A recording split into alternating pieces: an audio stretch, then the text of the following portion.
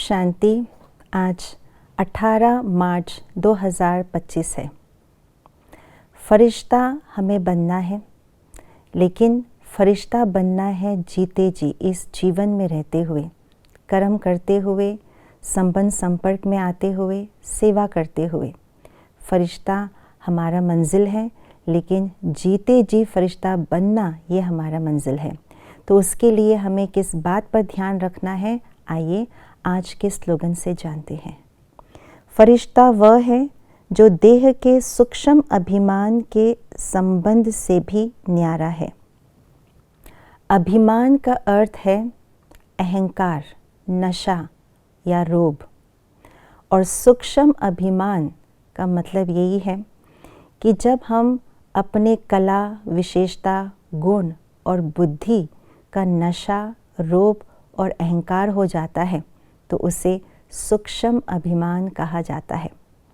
इस ईश्वरीय मार्ग में, ज्ञान मार्ग में चलते चलते ये सूक्ष्म अभिमान अंदर ही अंदर पनपने लगता है, जो हमें कई बार पता भी नहीं चलता।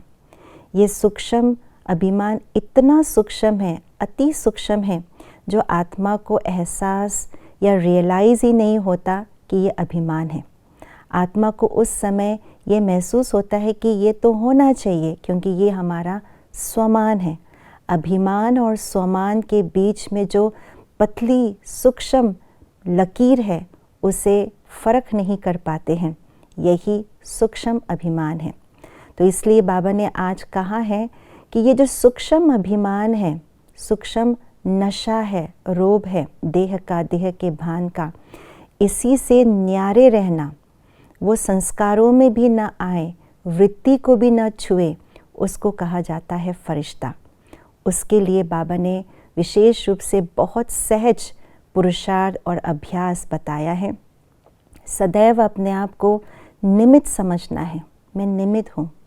बाबा करन करावनहार मुझ आत्मा से करा रहा है, बल्कि दुनिया में जो कहते हैं मैं सिर्फ कठपुतली हूँ, ऊपर जो रस्सी खींच करके कठपुतली को नचाने वाला वही नचा रहा है।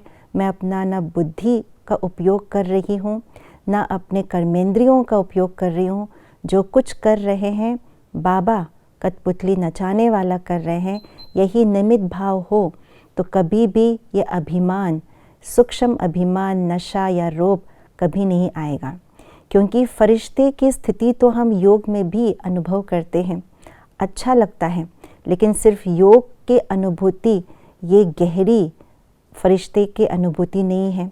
ये सिर्फ कुछ समय के लिए ही अनुभूति है, लेकिन फरिश्ता जीवन हम जिए, इसके लिए सदैव निमित्त भाव हो, ज़रा भी मन का अभिमान, सूक्ष्म अभिमान ना आए, इसका पूरा पूरा अभ्यास करें।